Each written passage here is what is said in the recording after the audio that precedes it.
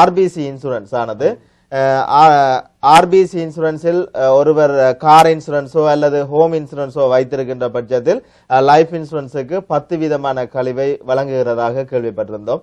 அது சம்பந்தமாக எங்களுடைய நேயர்களுக்கு கூறுங்க. ஆமாம் நேயர்களே, ஏற்கனவே நீங்கள் ஆர்பிசி அதாவது ராயல் பேங்க்லே உங்களுக்கு ஆட்டோ இன்சூரன்ஸ் அல்லது ஹோம் இன்சூரன்ஸ் இருந்திருந்தால் புதிதாக நீங்கள் ஆர்பிசி இன்சூரன்ஸ்ல நீங்கள் இன்சூரன்ஸ் அப்ளை பண்ணும் பொழுது உங்களுக்கு 10 வீதம் டிஸ்கவுண்ட் கிடைக்கின்றது. அதாவது உங்களுடைய மாதாந்த பிரீமியம் $100 இருந்தால் அவர்கள் அதை 10 வீதம் குறைத்து உங்களுடைய மாதாந்த பிரீமியத்தை $90 அவர்கள் குறைக்கின்றார்கள். அதாவது தங்களுடைய லோயல் கஸ்டமர்ஸுக்காக அவர்கள் 10% டிஸ்கவுண்ட் கொடுக்கின்றார்கள். பெரும்பாலும் 20 வருடம் அல்லது 10 வருடம் அல்லது 100 வருடம் கூடிய டேர்ம் இன்சூரன்ஸுக்கு தான் இந்த சலுகையை கொடுக்கின்றார்கள். எனவே டேர்ம் இன்சூரன்ஸ் எடுக்க நினைத்திருப்பவர்கள் நிச்சயமாக இந்த சந்தர்ப்பத்தை பயன்படுத்தி அவர்கள் ஒரு குறைந்த விலையிலேயே அந்த இன்சூரன்ஸை பெற்றுக்கொள்ள முடியும். இன்னொன்றை நீங்கள் கவனிக்க வேண்டும். தற்பொழுது நீங்கள் அந்த லைஃப் கைட்லே அதாவது எல்லா கம்பெனிலையும் செக் பண்ணினால் பெரும்பாலானும் அந்த டேர்ம் இன்சூரன்ஸ்லேயே ஆர்பிசி இன்சூரன்ஸ் தான் மிகவும் குறைந்த பிரைஸ்லேயே அந்த இன்சூரன்ஸை கொடுக்கின்றார்கள். எனவே அவருடைய பிரைஸ் மிகவும் குறைக்கப்பட்டிருக்கின்றது. அதை தவிர மேலதிகமாக ஒரு 10 வீத டிஸ்கவுண்டையும் நீங்கள் பெறக்கூடியதாக இருக்கின்றது.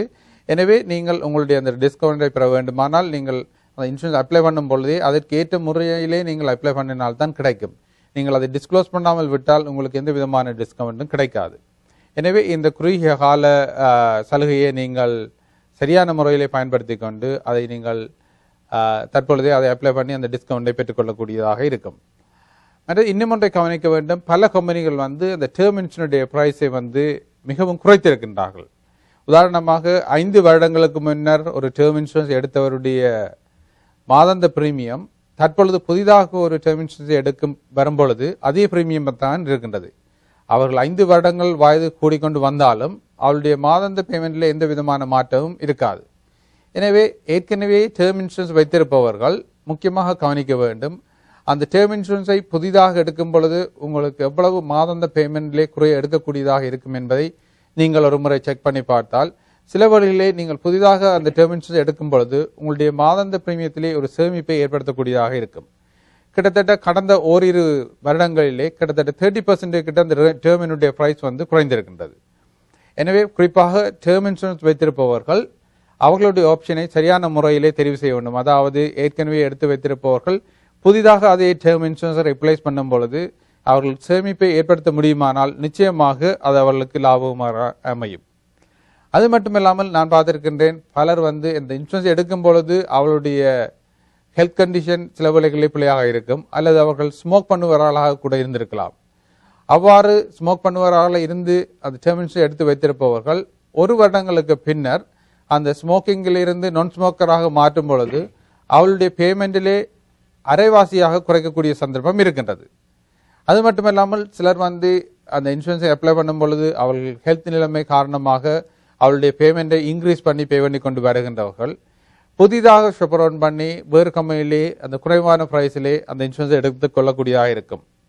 அதற்கு காரணம் என்னன்னு சொன்னால் இன்சூரன்ஸை அப்ளை பண்ணும் பொழுது அந்த குறிப்பிட்ட கம்பெனி சில வேளைகளிலே தாங்களே ஒரு அண்டர் ரைட்டிங்கை செய்வார்கள். குறிப்பிட்ட அமௌண்ட் உதாரணமாக ஒரு 500,000க்கு குறைவாக இன்சூரன்ஸை நீங்கள் அப்ளை பண்ணும் பொழுது அந்த 500,000க்கு குறைவாக இருக்கின்ற காரணத்தினால் அந்த குறிப்பிட்ட கம்பெனி உங்களுக்கு அந்த இன்சூரன்ஸை அண்டர் ரைட்டிங் செய்யும் பொழுது அவர்கள் தாங்களாகவே டிசிஷன் எடுப்பார்கள். சில வேளைகளே அந்த டிசிஷன் உங்களுக்கு பாரதூரமானதாக இருக்கும். உதாரணமாக நீங்கள் ஒரு போர்டர் லைன்ல இருந்தால் உதாரணமாக நீங்கள் இன்சூரன்ஸ் அப்ளை பண்ணும் பொழுது உங்களுடைய பிரீமியம் $100 இருந்தால் அவர்கள் டிசிஷன் எடுப்பதிலே கஷ்டமாக இருந்து அவர்கள் ஸ்டாண்டர்டாக உங்களுக்கு அந்த பிரீமியத்தை தராமல் அவர்கள் ரேட்டிங் என்று வரும் பொழுது உங்களுக்கு 100க்கு பதிலாக $150 கூட சார்ஜ் பண்ணுவதற்கு சந்தர்ப்பம் இருக்கின்றது. அவ்வாறான சந்தர்ப்பத்திலே நீங்கள் ஷாப் பண்ணி வேறு கம்பெனியிலே நீங்கள் அந்த இன்சூரன்ஸ் எடுக்கும் பொழுது சில வேளைகளே உங்களுக்கு அதே அதாவது $100க்கே எடுக்கக்கூடியதாக இருக்கும். எனவே ஒரு கம்பெனி ரேட் பண்ணி விட்டார்கள் என்பதற்காக அவ்வாறு விட்டு விடாமல் நீங்கள் ஷாப் பண்ணி உங்களுக்கு எங்கே குறைவாக நல்ல பிரைஸ் கிடைக்கின்றதோ அதை எடுக்க வேண்டும். அதே பட்சத்திலே நீங்கள் அந்த பிரைஸை நீங்கள் கம்பேர் பண்ணும் பொழுது மிக முக்கியமாக கவனிக்க வேண்டும். நீங்கள் அங்கே இன்சூரன்ஸ் அப்ளிகேஷனிலே கேட்கப்படுகின்ற கேள்விகள் யாவற்றுக்கும் சரியான முறையிலே பதிலளிக்க வேண்டும்.